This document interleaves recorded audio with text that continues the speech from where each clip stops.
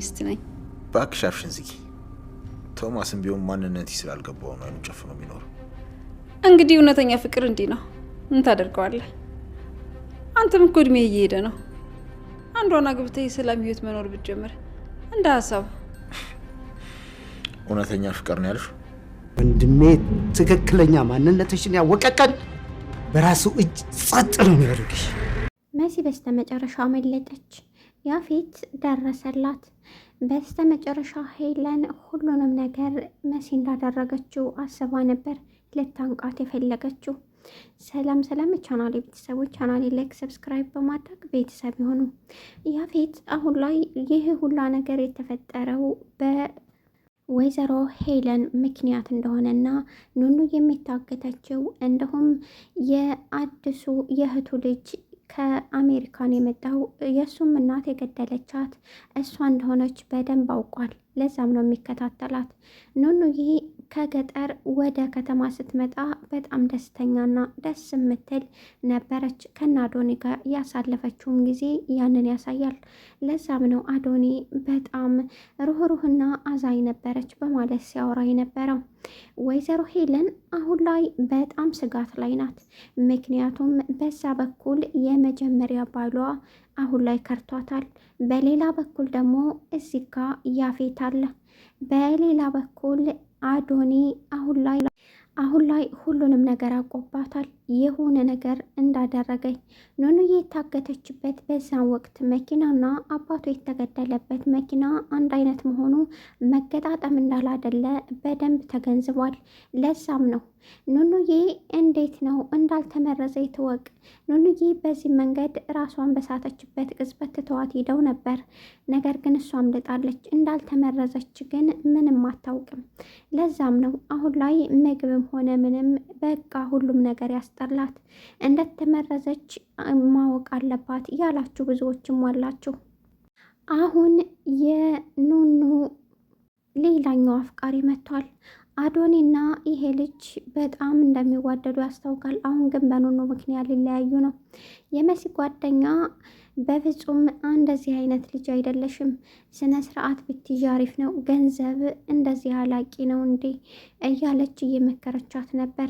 የወይዘሮ ሄለንን ልጅ እንደ ጓደኛ የቀረበቻትም ለመሲ ስትል ነው።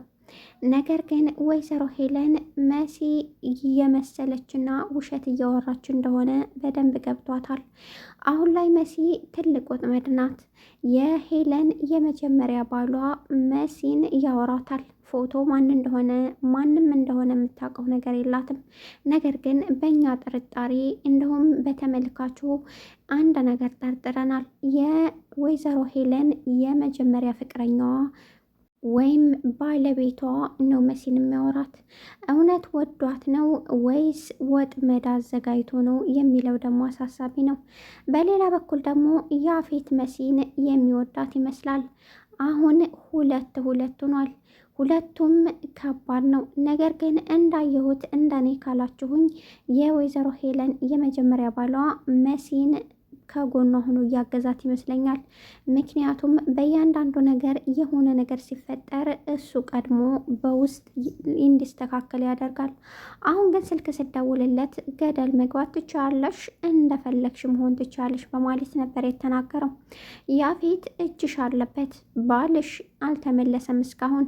ስልኩም ከመኪና ላይ ወርዶ መሬት ላይ ወድቆ ነው የተገኘው። ስለዚህ ያንቺ እጅ አለበት ነበር ያላት ወይዘሮ ሄለንን። ወይዘሮ ሄለን አረ በፍጹም እኔ ምንም የማውቀው ነገር የለኝም በማለት ነበር የመለሰችው። ያፌት በስተመጨረሻ የእህቱን ገዳይ ወደፊት ሊፋለም ተዘጋጅቷል። ቤቱን ሲያየው ስዕሉን እንዲሁም ሌሎች ነገሮችን ሳይ እሷን ያስታውሰኛል በማለት ነበረ የእህቱ ልጅ ጋር ሲያወራ የነበረው። በዛ ቅጽበት አሁን ላይ ማን እንዳገተው የማይታወቅ የወይዘሮ ሄለን ባለቤት አሁን አዶንም ቢሆን አሁን ላይ ቤት ውስጥ ክላሳቸው ካሜራ ኖሯል። ካሜራው ተሳክቶለት ሁሉንም ድምፅ ከቀረጸና ምንም ነገር መረጃ ካልተገኘ ሁሉንም ነገር የሚያውቅ ይመስላል። ነገር ግን ወይዘሮ ሄለን ከባድ ሰው ናት። ከመሲ ጓደኛ ስልክ ወርቆ ከተገኘ ወዲህ ከዛ ወዲህ ምንም አይነት ነገር ጥንቃቄ እያደረገች ነው። ነገር ግን አዶኒ የወይዘሮ ሄለንን መጠራጠር ጥሩ አድርጓል። በስተመጨረሻ ያፌት አሁን ላይ ሁሉንም ነገር እኔ እንዴት እንደማሳይሽ ከዚህ ቤትም እንዴት እንደማስወጣሽ በደንብ አውቃለሁ በማለት ነበር የዛተባት። እሷም ምንም አታመጣም ብላ ምንም እንደማያመጣ ራሷን እያኮማሸች ስትናገር ነበር። የመሲ ጓደኛ መስዬን ይቅርታ ጠየቀቻት። መሲ ግን በፍጹም ይቅርታ አልቀበልም አለች። ኤልሹ አሁን ላይ ከእሷ ጋር እንዳይሽ አልፈልግም በማለት የመሲን ጓደኛ ተናገረኝ። የመሲን ጓደኛ ወይዘሮ ሄለን ለምን ፈልጋት ይሆን? አደጋ እንዳታደርስባት ሁላችንም ስጋት ውስጥ ነን። በስተ መጨረሻ የወይዘሮ ሄለን ባለቤት ምን እንዳገጠመውና ወይዘሮ ሄለን እጁ አለበት የሚለውን ደግሞ የምናይ ይሆናል። ምክንያቱም እሷ ወጥመድ ውስጥ የምታስገባበት ትልቅ መንገድ ስላላት። ውድና የተከበራችሁ ቻናሌ ቤተሰቦች ቻናሌን ላይክ፣ ሰብስክራይብ በማድረግ ቤተሰብ ይሁኑ።